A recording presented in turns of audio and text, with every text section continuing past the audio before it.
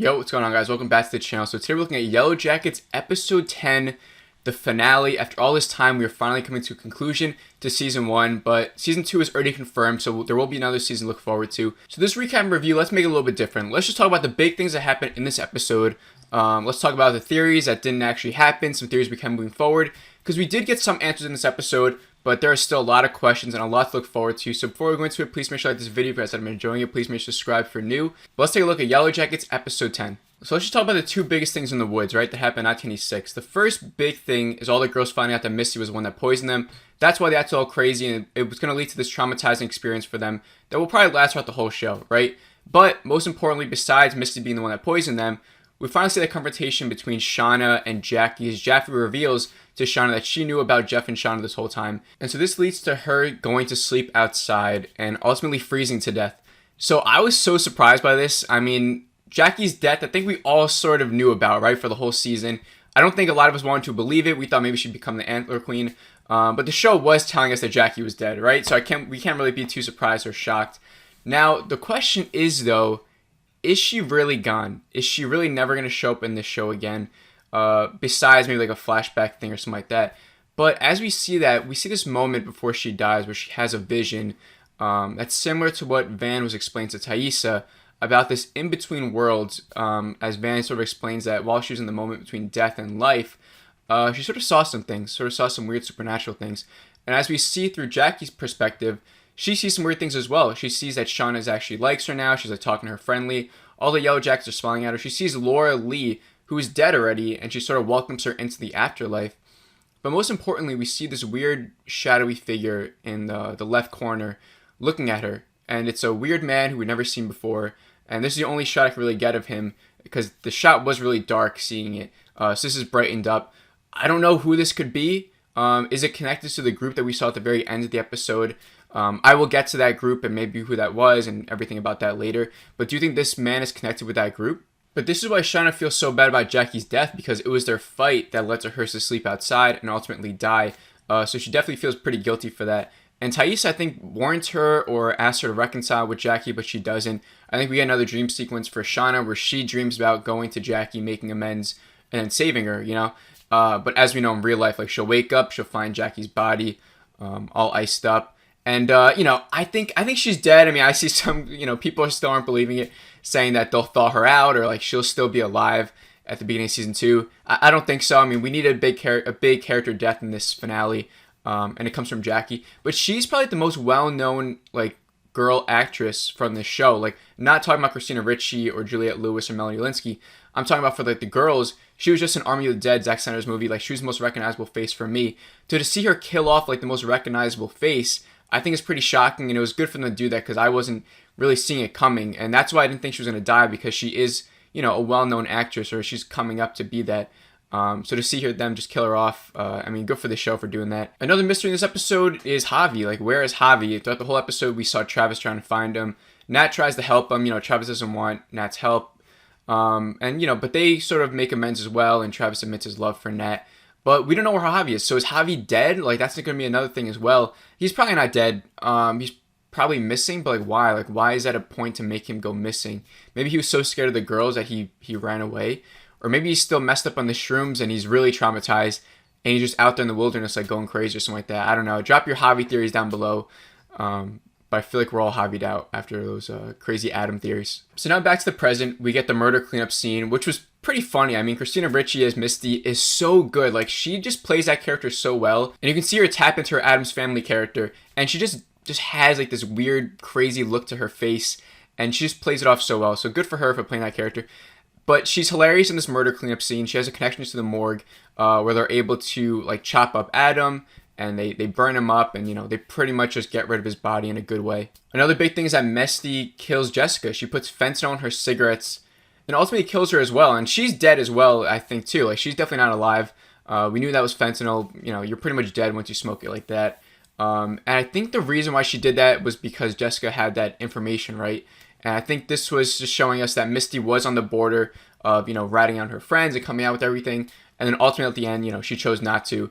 by killing Jessica. Another shocking thing was Taissa winning the election, which I think will be a really cool dynamic in the next season as we see her as a state senator, but also dealing with that crazy stuff that's been happening to her as well with the sleepwalking.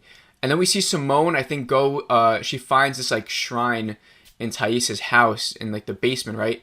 And it's got the dog's head in there. I think his name was Biscuit, Sammy's baby toy. And like now Simone knows that Taissa was the woman in the window. I think we all knew that though. Like this wasn't as shocking as I thought. Because I think we all knew that Taissa was going crazy. Like we saw it. We knew that she was like eating the dirt and all that stuff. But like why is she like hoarding like the dog's head with the doll? Like what is that? Is that some sort of like occult thing that she still has from her time in the woods? Like what is her reasoning for hoarding all those items? But now let's take a look at the class reunion from 1996, 25th year anniversary. We get 2 new characters who will probably be big in season 2, I feel like. We get Randy, who's the person that was helping Jeff blackmail the woman. We also get Allie, who's like the class president. She was one of the girls I think referenced in the beginning of the show where she was supposed to be on the plane, but she never went to. So now she makes it this thing where it's like the whole class is sharing that trauma of, the stuff that happened in the woods, the plane crash, the accident. Allie makes it seem like it's all their trauma, and like you can see that she's just trying to like feed off and trying to like become part of the spotlight. And it's just kind of like disgusting for her to do that. But as Allie gives this speech, we see Shauna and Randy have a talk, right? Shauna just lets Randy know that like, I know what you did with the blackmail. If you ever cross me, I'm going to cut you up in like an unrecognizable way and pretty much just murder you. And Shauna, like this episode, she was just like nuts. Like she's like just in her element, like chopping up Adam's body, hiding it like so nonchalantly with like she's able to do that, then go to a high school reunion.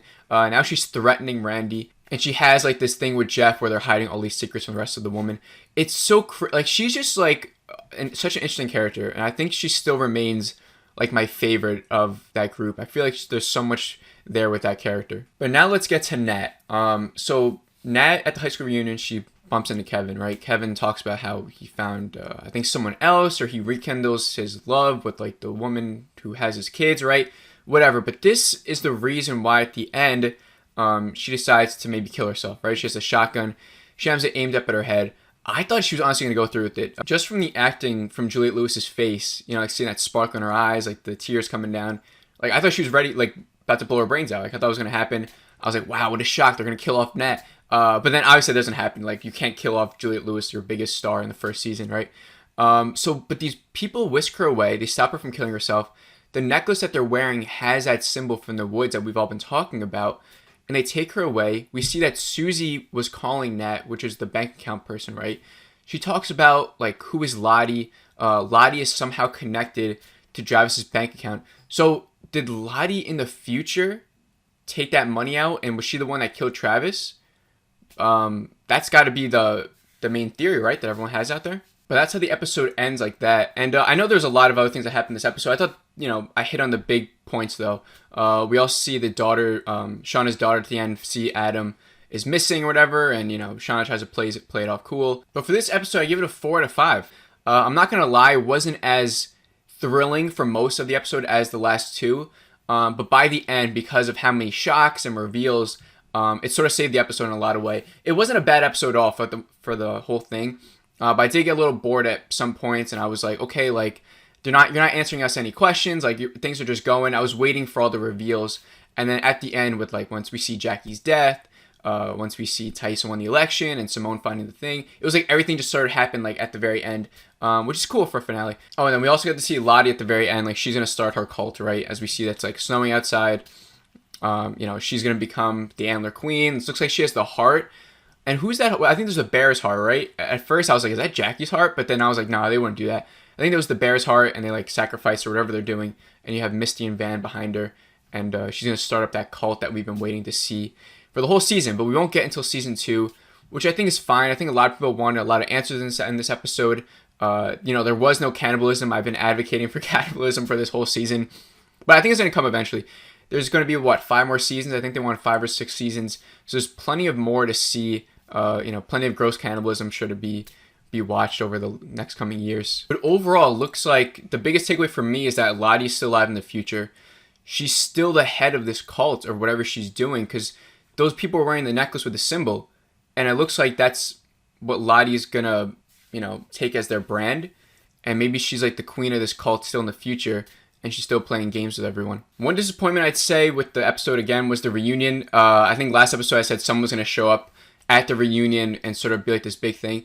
The reunion was sort of hyped up for like these last 2 episodes, and I feel like there wasn't enough juice in that reunion. It was sort of just like a reunion, and Allie made it like her own thing with the traumatization stuff. But like there wasn't anything really that went on in that reunion besides like Shauna and Jeff dance, and that was sort of it. Like I was hoping for a little bit more with that reunion. But like I said, this show left us with more questions and answers. So let's go down the list of the questions that we still have remaining. Comment down below if you guys have any answers or theories to any of these. So the first one is Lottie and her cult. Like how big is this cult? How dangerous is it? Like do you think it was just those members that took away Nat, or do you think there's such a bigger cult out there that Lottie is leading? And what do you think is the reasoning behind Thaisa's, sleepwalking weird stuff that's going on in the future? Do you think it's because of Lottie in the woods and sort of like Van makes Thaisa come into the cult and she believes Lottie has powers and she's like, that's why she's so weird? Or do you think it goes back to that grandmother stuff and how her family maybe was always into this occult thing and that was just sort of passed on to her? Which one do you think it is? Do you think season 2 is going to start with them eating Jackie's body for food? Because now we're in the winter, I mean, they just got a bear, so I guess they're not starving right now. But do you think that they're gonna eat Jackie? I don't think so, right? They'll probably do like a nice burial service for her. Another weird scene was the bear, when the bear went up to the girls and Lottie like just went up and stabbed it. Why the bear like kneeled down at Lottie and like sort of like sacrificed itself? Like what the hell was that all about? And then could one knife stab like kill a bear that size? But the CGI there was like weird. Like at first I was like, oh, that bear actually looks real. Like it looks like a real bear. And I thought it was good in the show. And then like once Lottie stabbed it and you see the blood, I was like, that looks so fake. Like it looks bad. But it was alright. It didn't take me out of it. But that was so weird with the bear though, right? Like why did it just like give itself up to Lottie? But just as a season as a whole, I'm going to just give you guys my quick thoughts on season 1.